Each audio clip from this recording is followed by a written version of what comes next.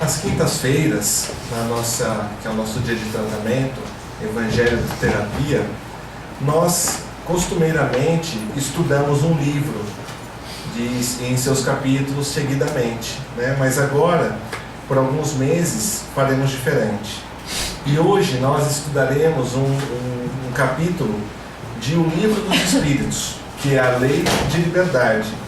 É importante nós ressaltarmos o conhecimento da doutrina espírita nesses dias atuais, onde muito se fala de médium, onde muito se fala o que é espiritismo, o que não é. Quanto mais nós estudarmos, quanto mais nós nos debruçarmos sobre os livros, certamente a verdade vai nos libertando da ignorância. Esse tema, como eu já disse, está em O Livro dos Espíritos. O Livro dos Espíritos foi o primeiro livro da doutrina espírita. Ele foi lançado por Kardec, o codificador da doutrina espírita, no dia 18 de abril de 1857. Então, há mais de 150 anos, Allan Kardec lança o primeiro livro da doutrina espírita, O Livro dos Espíritos, que é um livro de perguntas e respostas, e é um livro muito didático, porque a partir dele nós temos os outros livros que são a base da codificação da doutrina espírita. O Livro dos Espíritos está dividido em 4 partes. A primeira parte, das causas primárias. Dessa parte de O Livro dos Espíritos, Kardec depois lança a Gênese. Na segunda parte, que é do mundo espírita, o mundo dos espíritos, Kardec lança o Livro dos Médiuns. Em seguida, que é de onde nós tiramos a Lei de Liberdade, são das leis morais, que depois Kardec lançou o Evangelho segundo o Espiritismo. E depois da parte 4ª, das esperanças e consolações, Kardec lança o Céu e o Inferno. E aí nós temos o Pentateuco da doutrina espírita. São 5 livros bases da doutrina espírita. A doutrina espírita está baseada, a raiz da doutrina espírita, nesses 5 livros, que foi o Livro dos Espíritos, o primeiro, que deu origem aos outros 4, o Evangelho segundo o Espiritismo, o Livro dos Médiuns, a Gênese e o Evangelho segundo o Espiritismo. Então, durante alguns meses, nós estudaremos alguns itens do Evangelho segundo o Espiritismo, salvo na data de hoje, que é a Lei de Liberdade, mas que está no Livro dos Espíritos, justamente no capítulo, no livro que Kardec debruça e lança o Evangelho segundo o Espiritismo. Então, Allan Kardec, no Livro dos Espíritos, no que tange a Lei de Liberdade, ele interroga os espíritos se nós somos livres, se a liberdade é uma lei de Deus, é uma lei natural. E os espíritos respondem que nós somos livres, mas que não gozamos de liberdade absoluta. E isso é de fácil compreensão. Nós aqui estamos em sociedade, todos nós vivemos e convivemos com outras pessoas. E a partir de então nós temos direitos e deveres uns para com os outros, então nós não podemos gozar de liberdade absoluta, porque o nosso direito termina quando começa o direito do próximo. Os espíritos respondem a Kardec que a única pessoa que pode gozar de liberdade plena e absoluta é o eremita no deserto, é aquela pessoa que vive isolada, mas que isso não vale de nenhum aprendizado, porque se ele está isolado, ele nada aprende, ele nada tem que dar, ele nada tem que respeitar e também ser respeitado, nada tem que ajudar e nem ser ajudado.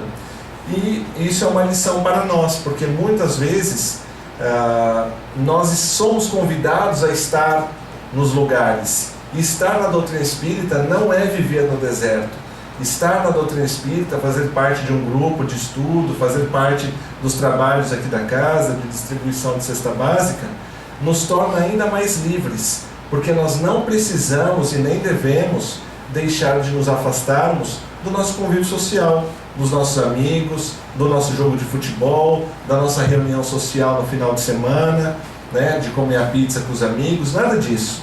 A doutrina espírita e o centro espírita, quando nos convida a aqui estarmos, é para nos orientar, e isso vai nos libertando cada vez mais, porque a gente vê que a gente pode fazer de tudo dentro dos postulados da doutrina espírita, sem abusar, sem prejudicar o próximo.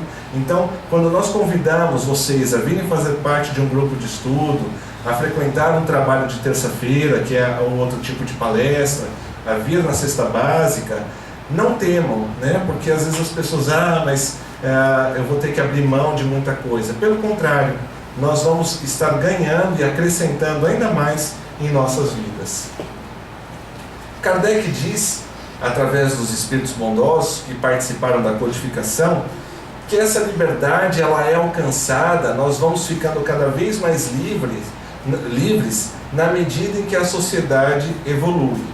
Então, ele fala no Livro dos Espíritos, nessa lei de liberdade, da escravidão, dizendo que a escravidão é contrária à lei de Deus. Toda sujeição absoluta de um homem a outro homem.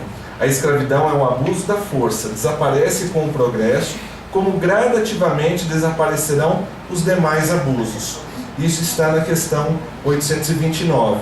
Então a questão 829 é de suma importância e nós vemos a aplicação dela nos dias de hoje. A doutrina espírita tem que ser trazida para os dias de hoje. O que Kardec está dizendo com isso? Que a escravidão desaparece e os demais abusos também vão desaparecendo com o progresso da civilização. Nós vemos hoje nos noticiários, essa semana foi noticiado, a menina que se libertou, fugiu do avião, se meteu no hotel, porque ela era proibida de estudar, porque ela era proibida de ter uma vida social. Então, esses abusos, o direito que nós hoje temos aqui no Brasil, que as mulheres têm de voto, de estudo, são conquistas recentes. Não pensem que essas conquistas sempre existiram. A nossa escravidão é um passo, é um marco da sociedade, porém muitas outras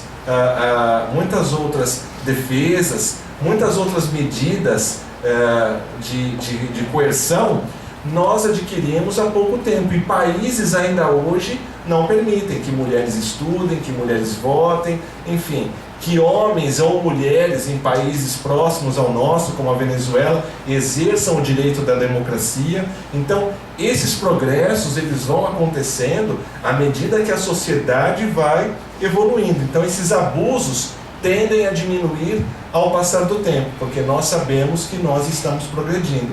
A doutrina espírita é uma doutrina que nos consola e não está passando a mão na cabeça. Ela nos explica o porquê. Nós estamos em constante progresso. Então, à medida do tempo, nós vamos evoluindo e os abusos desaparecendo. Até mesmo o morador de rua, ele não é livre. Nós aqui na casa, há uns anos atrás, há uns anos só poderia ser atrás, há alguns anos, nós fazíamos o trabalho de entrega de alimento para moradores de rua. E uma vez foi nos chamado a atenção, porque a maioria deles diziam que queriam a liberdade. E foi colocada pela dirigente da casa que mesmo na rua existem as regras. Então, por mais que a gente tente fugir, aonde quer que nós estejamos, ainda que moradores de rua, nós temos que obedecer regras de convivência. Então, nós não conseguimos, de forma alguma, salvo aquele que está recluso no deserto, isolado de tudo e de todos, gozar da liberdade plena.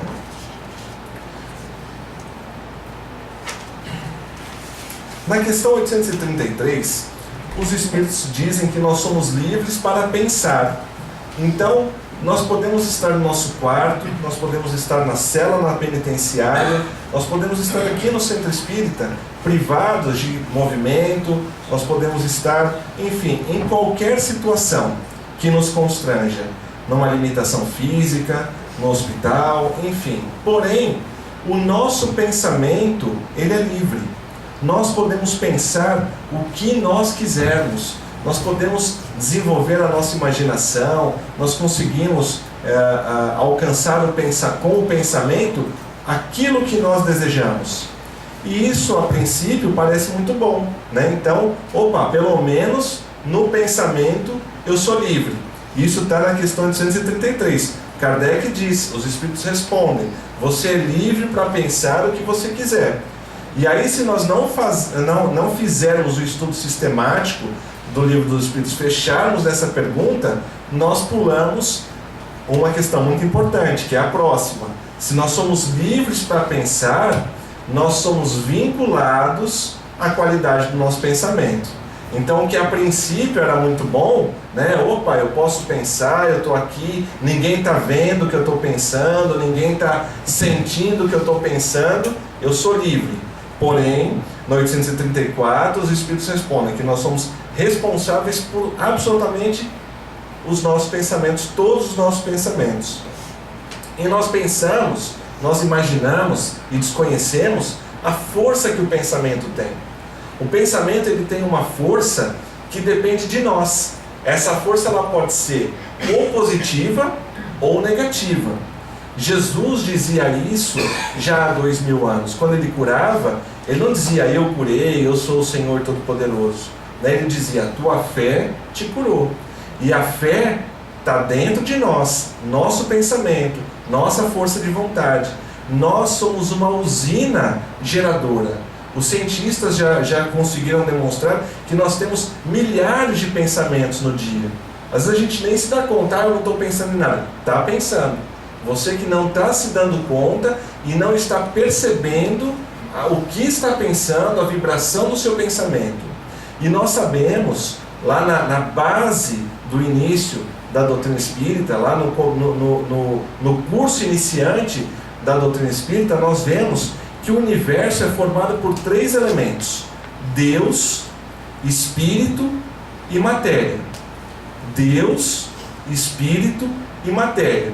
Então, Deus nós não somos. Deus é o nosso Pai Criador. Espírito somos nós. O resto, tudo, absolutamente tudo, é matéria.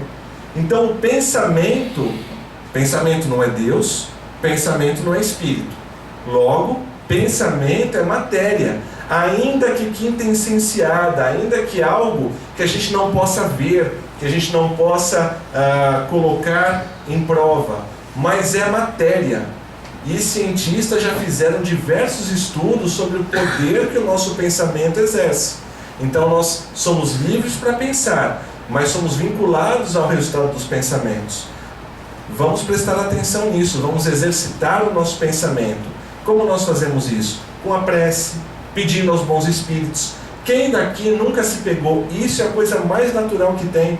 Às vezes nós estamos no centro espírita, aqui mesmo, quando acaba ou começa um trabalho, durante a palestra, alguns de vocês estão agora com esse exato pensamento. Quando eu chegar em casa, sem perceber, você já se pega pensando numa outra coisa. Então é disciplinar um pensamento para coisas boas.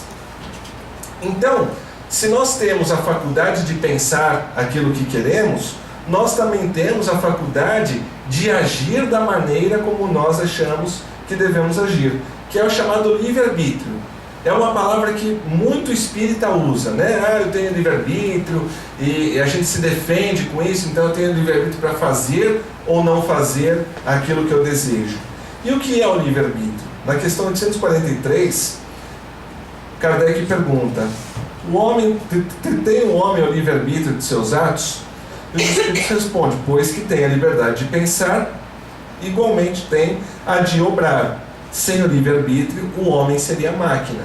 Então, se nós estivéssemos pré-determinados a fazer determinada ação ou omissão, nós não teríamos o livre-arbítrio. Nós seríamos robozinhos comandados por Deus, ou quem jogou aquele joguinho The Sims, né, no computador, determina que o bonequinho vai fazer aquilo, e ele faz porque ele não tem o livre-arbítrio. Nós temos o livre-arbítrio, nós somos dotados de livre-arbítrio. Evidente que esse livre-arbítrio nos é dado por Deus na medida da nossa evolução, na medida do nosso progresso. Da mesma forma a criança. A criança, ela tem o livre-arbítrio dentro de casa? Tem. Mas o livre-arbítrio, inicialmente dela, é ali dentro do berço. Depois que ela começa a andar, é no chiqueirinho. Depois, dentro de casa. Você não vai deixar a criança sair por aí sozinha. Quando ela está de mãozinha dada para atravessar a rua, ela tem o livre-arbítrio tolhido. Da mesma forma somos nós, ainda crianças espirituais. Nós temos o livre-arbítrio de acordo com a nossa evolução. Na questão 845, Kardec pergunta se as predisposições instintivas que o homem já traz consigo ao nascer não são um obstáculo ao exercício do livre-arbítrio. O que é isso? Né? São as nossas más inclinações. Como eu falei, do pensamento, o que eu vou fazer em casa, o que eu vou fazer quando chegar de comida, é um pensamento trivial.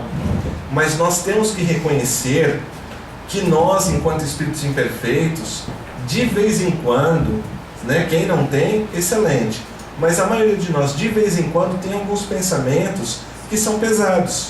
Vontade de fazer algo que a gente sabe que não é bom, vontade de consumir algo que a gente sabe que não é bom. O que é isso? São as nossas predisposições que os espíritos respondem que nós trazemos de vidas passadas. Então, ele pergunta se isso não atrapalha o nosso livre-arbítrio, porque a gente já tem compromissos do passado. E os espíritos respondem que não há arrastamento irresistível. Então, não há algo como nós, às vezes, nos justificamos. Foi mais forte que eu. A carne é fraca. Isso eu não consegui controlar. A doutrina espírita é libertadora, mas ao mesmo tempo ela coloca as cartas na mesa e nos diz que se por um lado os méritos das realizações são nossas, as responsabilidades pelos nossos atos não bons também são nossos. Então não há o arrastamento irresistível. O obsessor que nós ainda vamos desvendar, estamos desvendando, que nós achamos que estão aqui para nos prejudicar, que fizeram com que nós fôssemos a derrocada ou praticássemos algum ato, nós vamos ver que isso não é verdade, porque é uma legião muito maior, em maior número, de bons espíritos nos incentivando a fazer o contrário, a resistir, a fazer o bem. Nós, com o nosso livre-arbítrio, é que vamos optar pelas más inclinações do passado ou pelas novas sugestões que nos estão sendo dadas. Aí Kardec pergunta, evidente, na interrogação 847, sobre as doenças, sobre as dificuldades que diminuem a limitação do ser humano. As doenças, paralisias, deficiências mentais. E aí os espíritos respondem aquilo que nós já sabemos. Isso são provas, são expiações que nós, espíritos imortais, trazemos para essa vida.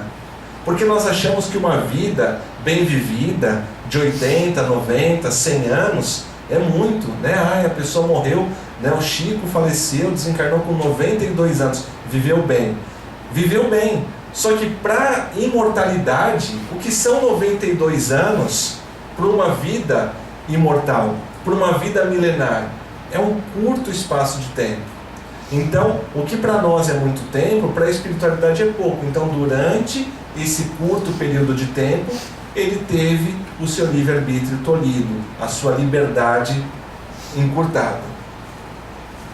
E aí Kardec pergunta sobre as fatalidades, né? Se nós estaríamos destinados a uma fatalidade. Todos os acontecimentos são predeterminados?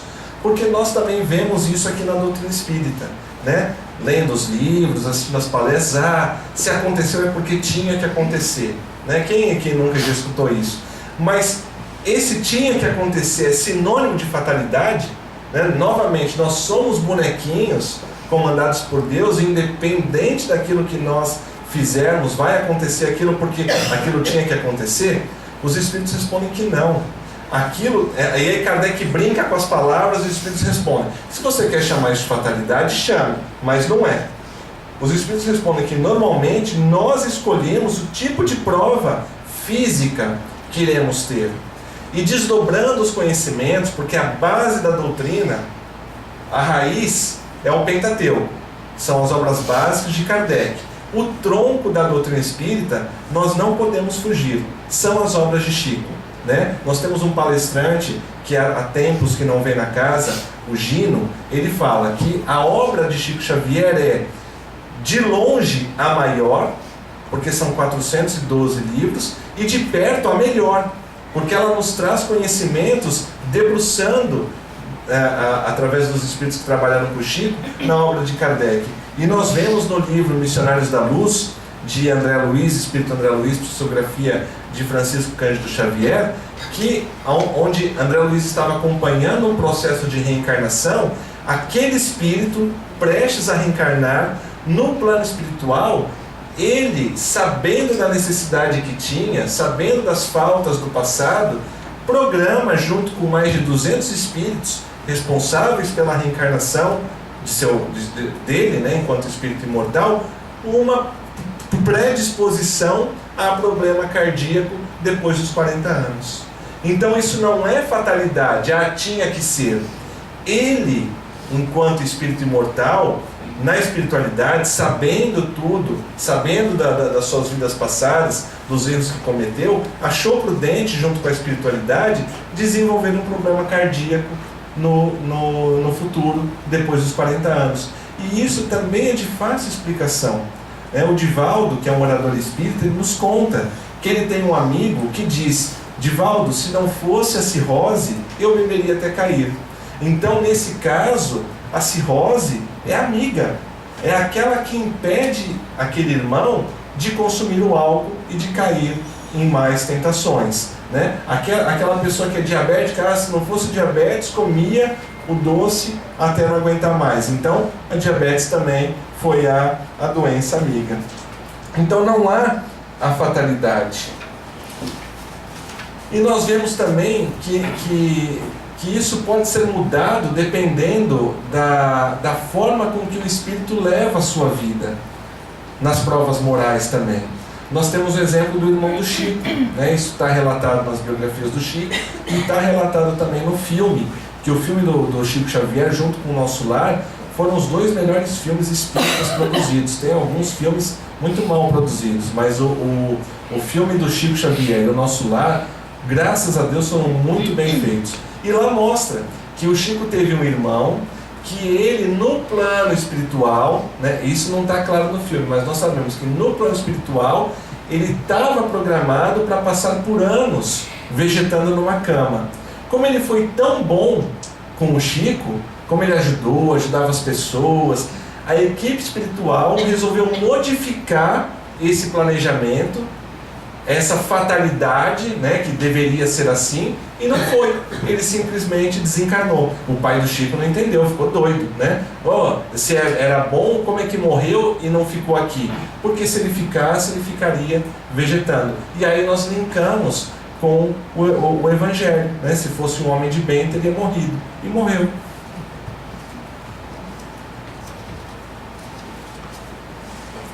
E aí nós vemos aquelas pessoas, né, as fatalidades, aquelas pessoas que são fadadas ao insucesso, ou que nasceram só tudo que faz dá errado, e outras que tudo faz e que dá certo.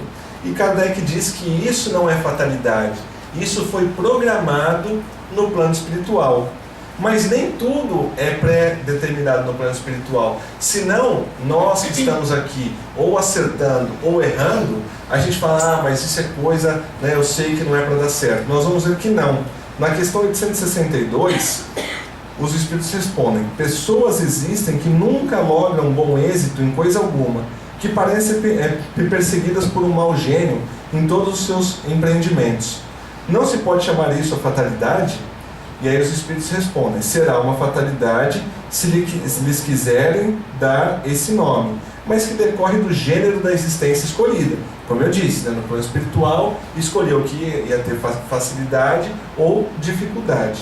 É que essas pessoas quiseram ser provadas por uma vida de decepções, a fim de exercitarem a paciência e a resignação. Então, até aqui, tudo que nós programamos, tudo que nós estamos falando. Mas agora ele vai dar um outro lado. Entretanto, não creias seja absoluta essa fatalidade. Resulta muitas vezes do caminho falso que tais pessoas escolhem, em discordância com suas inteligências e aptidões. Grandes probabilidades tem de se afogar quem pretende atravessar a nado um rio sem saber nadar. O mesmo se dá relativamente à maioria dos acontecimentos da vida. Quase sempre obteria o homem bom êxito se só escolhesse o que estivesse em relação com suas faculdades. O que o perde são o seu amor próprio e a sua ambição. que o desviam da senda que lhe é própria e o fazem considerar vocação o que não passa de desejo de satisfazer as paixões. Fracassa por sua culpa, mas em vez de culpar-se a si mesmo, prefere queixar-se da sua estrela. Por exemplo, que seria bom operário e ganharia honestamente a vida, mete-se a mal para o poeta e morre de fome. Para todos haveria lugar no mundo, desde que cada um soubesse colocar-se no lugar que lhe compete. Então veja, se nós sabemos que não sabemos nadar, nos metemos a atravessar um rio, morremos afogados, é porque tinha que ser assim, é fatalidade, nós nos programamos no plano espiritual. Nada disso. Nós é que desafiamos a própria inteligência. O operário que ganharia sua vida honestamente, que se mete a poeta, que se mete a fazer aquilo que não sabe, não para tentar galgar algo a mais. Kardec não quis dizer isso, os espíritos não quiseram dizer isso. Mas, se for para satisfazer a paixão, algo que não está dentro da sua capacidade, a pessoa vai achar que fracassa, a pessoa vai achar que não dá certo. Quantas vezes acontece isso, né? Nos nossos relacionamentos, nos nossos empregos, o que nós estamos buscando? O status, a posição, né? O corpo bonito, ou realmente sermos felizes? Então nós somos livres, devemos procurar aquilo que nos satisfaz a nossa consciência, nos libertando do orgulho e da vaidade. E aí Kardec, no final desse capítulo da Lei de Liberdade, ele faz um ensaio, fazendo um resumo de tudo aquilo que foi perguntado para os espíritos. Porque aí depois ele fala do conhecimento da vida futura, por que nós não devemos querer saber da vida futura? Justamente porque nem sempre aquilo que está previsto vai acontecer, porque nós não somos bonequinhos, nós somos espíritos imortais e depende de nós o nosso futuro. Nós estamos de um lado colhendo com uma mão aquilo que nós semeamos ontem e de outro lado semeando o nosso futuro. Então, se hoje a nossa vida não é daquela que nós gostaríamos, nós podemos a partir de hoje transformarmos e plantarmos para amanhã colhermos bons frutos. Então Kardec coloca: a questão do livre-arbítrio pode se resumir assim: o homem não é fatalmente levado ao mal. Os atos que pratica não foram previamente determinados. Os crimes que comete não resultam de uma sentença do destino.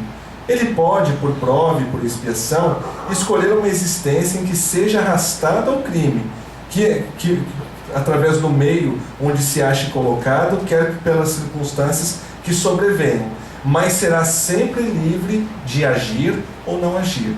Então nós podemos escolher a prova de estarmos tentados e mais próximos de cometer aquele ato ou não, dependendo daquilo que nós precisamos provar a nós mesmos. Mas a palavra final é sempre nossa. Como eu disse, há aqueles que não querem o nosso bem, mas há uma legião muito maior, e é nisso que nós temos que nos fixar. De espíritos bondosos, nós temos um irmão protetor, não é um espírito de luz, mas é alguém num nível acima do nosso, designado especialmente para cada um de nós, que é o nosso anjo protetor, que vibra, que torce, que se esforça para que nós não caiamos em tentação. E ele também coloca: desprendido da matéria, no estado de erraticidade, o espírito procede à escolha de suas futuras existências corporais, de acordo com o grau de perfeição a que haja chegado. E é nisto, como temos dito, que consiste sobretudo o seu livre-arbítrio. Então é o livre-arbítrio de escolher as provas junto com a equipe espiritual. Esta liberdade, a encarnação não a anula.